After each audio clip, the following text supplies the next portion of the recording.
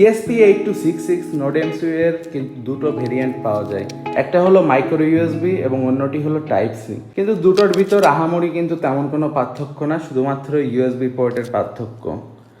আর দুটো কিন্তু প্রোগ্রাম হতে সেম টাইমই লাগে, এমনকি কাজও সেমই করে, কোনো ডিফারেন্স নেই। তো অনেকেই জিজ্ঞাসা করেন যে কোনটা কিনা বেটার হবে, টাইপ সিটা নাকি মাইক্রো ইউএসবিটা। আমার হিসেবে দুটোই এক, জাস্ট ক্যাবেল ডিফারেন্স, আর কোনো ডিফারেন্স নেই। আর এগুলোর ফাংশনালিটিও সেম। সুতরাং আপনার যেটাই ভালো লাগে আপনি সেটা কিনতে পারেন। তো বর্তমানে সাধারণত বেশিরভাগ লোক কিন্তু টাইপ সি পোর্টেরটা কেনে, কারণ অনেকেরই বর্তমান সময়ে মোবাইল ফোনের পোর্টও টাইপ সি হয়, তো সে কারণে সেম চার্জার দিয়ে তারা কিন্তু এটা চালাতে পারে। আর কেউ যদি মাইক্রো ইউএসবি কিনে থাকে তো তারও খুব বেশি সমস্যা হবে না, জাস্ট একটা মাইক্রো ইউএসবি কেবল লাগবে। এই হলো দুটোর ভিতর ডিফারেন্স।